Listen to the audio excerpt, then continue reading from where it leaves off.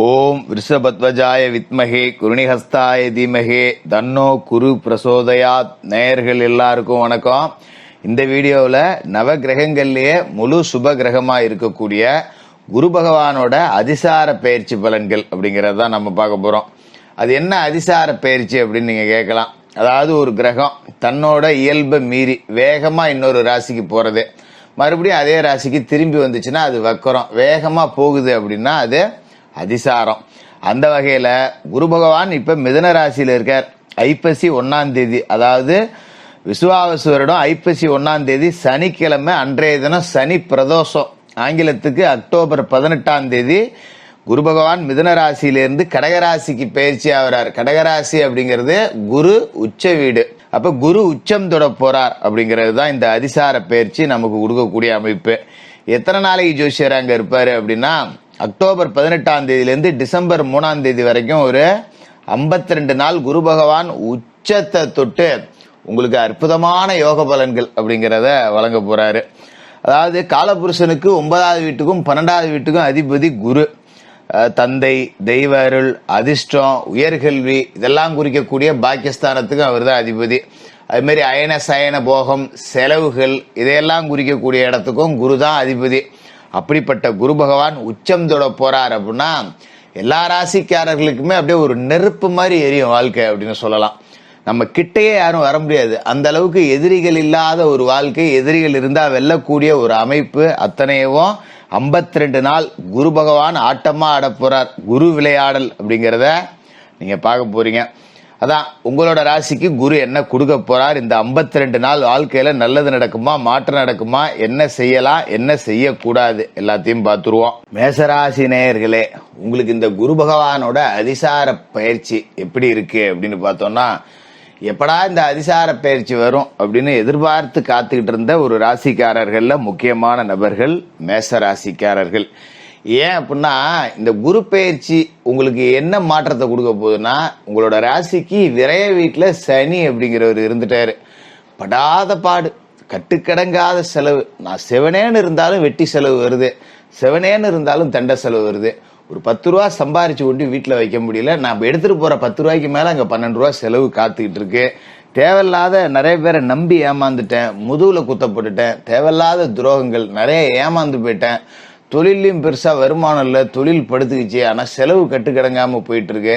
எல்லாமே தண்ட செலவா வருது. வேலையிலையும் பெரிய அளவுல நாட்டம் இல்லை. ஏதோ முயற்சி செஞ்சு பார்த்தாலும் நம்ம உழைப்புக்கு தகுந்த ஊதியம் அப்படிங்கிறது கிடைக்க மாட்டேங்குது. இப்படி புலம்பிட்டு இருந்தீங்க. இது எல்லாத்துக்கும் முக்கிய காரணம் 7.5 சனி அப்படிங்கிறது.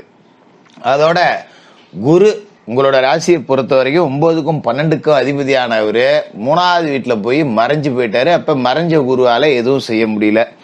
இப்ப குரு பகவான் 3வது வீட்டுல இருந்து 4வது வீட்டுக்கு போறார். இது அர்த்தாஷ்டம குரு அப்படின்னு சொல்லுவோம். இது நல்ல இடமா ஜோசியர அப்படின்னு பாத்தீங்கன்னா, ஓரளவுக்கு சுமாரான இடம் அப்படின்னு தான் சொல்லலாம். ஆனா 4வது வீட்டுல குரு உச்சமடைகிறார். சாதாரணமா போய் உட்காரல. இதோட பலன் அப்படியே நீங்க பத்திட்டு எறிவீங்க. உங்களோட பவர் என்ன அப்படிங்கிறது 4 பேருக்கு தெரியும்.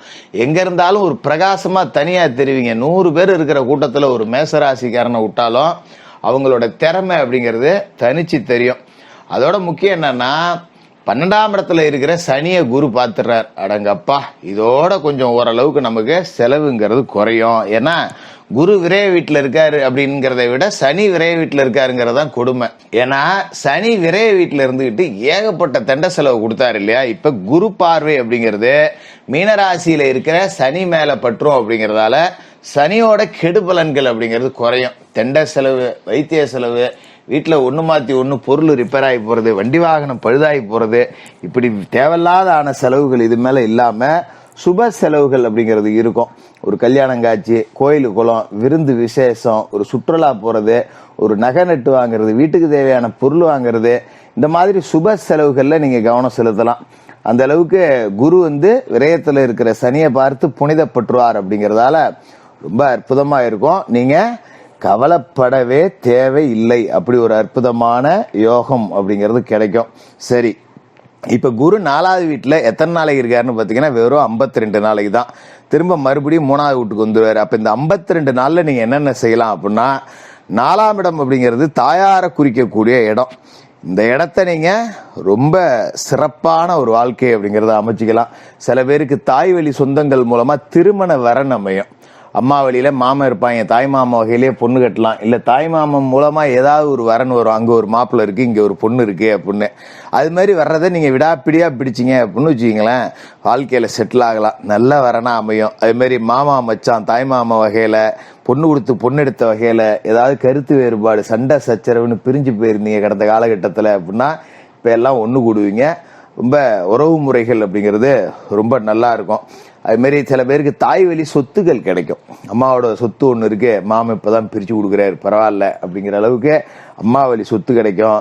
பிரிஞ்சிருந்த அம்மா பிள்ளைங்க ஒண்ணு சேரலாம். ஏதோ கடந்த காலகட்டத்துல ஒரு வருத்தத்துல பிரிஞ்சிருந்தோம், இல்ல ஒரு காதல் திருமணம் பண்ணிக்கிட்டோம், அவங்களுக்கு பிடிக்கல பிரிஞ்சிருந்தோம் அப்படின்னா இந்த காலகட்டத்துல எல்லாம் ஒண்ணு சேருவீங்க, ஒத்துமையா இருப்பீங்க. அது மாதிரி அம்மாவே அப்பா கிட்ட பேசி புள்ள கஷ்டப்படுறாயப்பா, ஏதாவது 10 ரூபா பிரிச்சு கொடுப்பாவோ, நம்ம புள்ள தானே, அவனுக்கு தானே சேர்த்து வைக்கிறோம், எங்க தலையில தூக்கிட்டு ஓட போறோம், 10 ரூபா அவனுக்கு ஏதோ கொடுத்து தொழில அவருக்கு வழியை காட்டு, பாவம் புள்ள கஷ்டப்படுறான் அப்படின்னு நமக்கு ஒரு பிரச்சனை தாயார் அப்படியே அரணா நம்மளை தாங்கி நிப்பாங்க, காத்து நிப்பாங்க. அப்படிங்கிற அளவுக்கு தாயார் மேல ஒரு பற்று இருக்கும். இத்தனை நாளா எனக்கு அப்பாவை தான் பிடிக்கும், எங்க ஆயெல்லாம் எனக்கு பிடிக்கவே பிடிக்காது அப்படின்ன பிள்ளைங்க கூட தாயோட அன்பை புரிஞ்சுக்கிட்டு இதுக்கு மேல ரொம்ப நல்லபடியா இருப்பீங்க. அதோட குருவோட பார்வை அப்படிங்கிறது உங்களுக்கு அற்புதமான பலனை கொடுக்க போகுது. 8, 10, 12 இந்த 3 வீட்டுல குரு பார்வை அப்படிங்கிறது விழுவுது. அதாவது 8வது இடம் அப்படிங்கிறது ஆயுள் ஸ்தானம். சில பேருக்கு 7.5 சனி இருக்கு அப்படிங்கும்போது உயிரை பத்தின பயம்லாம் வந்திருக்கும். ராத்திரில தூங்கினா கெட்ட கெட்ட கனவு வரும். சில பேருக்கு லேசா நெஞ்சு வலி வரும். நெஞ்சு வலி வந்தா கூட போன் எடுத்து அந்த நேரத்துல நோண்டி பார்ப்பீங்க, ஏதாவது மாரடைப்பு வந்துருச்சா, அதோட அறிகுறி ஏதாவது இருக்கா அப்படிலாம் பார்த்து இருந்திருப்பீங்க. சாதாரணமா ஒரு வாயு தொந்தரவு வந்தா கூட இந்த அளவுக்கு உங்களை அதிகபட்சமா யோசிக்க வச்சிருக்கோம். எங்கேயாவது யாருக்காவது ஏதாவது ஒரு தப்பு நடந்து போச்சு அப்படின்னா கூட ஐயோ அடுத்து நமக்கு வந்துருமோ அது அப்படிங்கிற பயம் இருந்திருக்கும். இதனால தூக்கம் இல்லாம முழிச்சிட்டு கூட கிடந்திருப்பீங்க. அந்த மாதிரியான நிலைமெல்லாம் இதுக்கு மேல மேசராசிக்காரர்களுக்கு வராது. இந்த உயிர் பத்தின பயம் அப்படிங்கிறது நீங்கும். நீங்க நிம்மதியான உறக்கம் அப்படிங்கறத அடையலாம். இன்னைய நாள நல்லபடியா முடிச்சிட்டோம், போய் தூங்குவோம் அப்படிங்கிற மாதிரி இந்த 52 நாளும் உங்களுக்கு சிறப்பா இருக்கும். அது மாதிரி 10ஆம் இடத்துல குரு பார்வை விழுவுது, மகர ராசியில விழுவுது. அது சனிக்கு சொந்த வீடு வேற. அந்த இடத்துல குரு பார்வை அப்படிங்கிறது விழுவுதுன்னா முடங்கி கிடந்த தொழில் கூட திரும்ப வேகம் எடுக்கக்கூடிய சூழல். ஒரு கடையை ஒன்று ஆரம்பிச்சேன், ஒன்னும் வியாபாரம் இல்லை, பூட்டி போட்டு உட்காந்துருக்கேன், முதல் இல்லை அப்படின்னவங்க கூட திரும்ப கடையை திறந்து வியாபாரம் பண்ணி தொழில ஜெயிக்கக்கூடிய வாய்ப்பு. மாரி இன்னும் கொஞ்சம் மூலதனம் இருந்தா நல்லா இருக்கும் அப்படிங்கிறவங்களுக்கு ஒரு அரசு மூலியமா வங்கி கடன் கிடைக்கிறது, ஒரு மானியம் கிடைக்கிறது, யாராவது நண்பர்களுக்கு உறவினர்கள் கொடுத்து உதவுறது, தாயார் வகையில ஒரு நிதி கிடைக்கிறது, இது எல்லாமே இதுக்கு மேல கிடைக்கும். தொழிலை நீங்க வெற்றிகரமா செய்யலாம். 12ஆம் இடத்திலையும் குருவோட பார்வை விழுவுது அப்படிங்கறதால ரொம்ப சிறப்பா இருக்கும். சுப செலவுகள் தான் செய்வீங்க.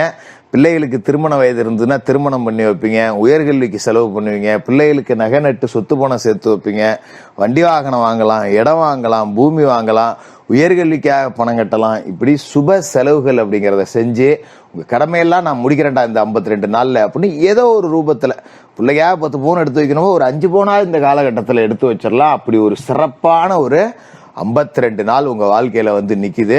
மிக சிறந்த ஒரு அற்புதமான நாள் தான் இந்த 52 நாளும். குளிச்சு முழிவிட்டு தினமும் விநாயகர் வழிபாடு செஞ்சுட்டு வியாழக்கிழமையில குரு பகவானுக்கு நெய் தீபம் ஏத்தி ஏலபால மாணவர்களுக்கு உங்களால முடிஞ்ச உதவிகள் செய்யுங்க. இந்த அதிசார குரு பயிற்சி அட்டகாசமா இருக்கும். மேசராசிக்காரர்களுக்கு வாழ்த்துக்கள்.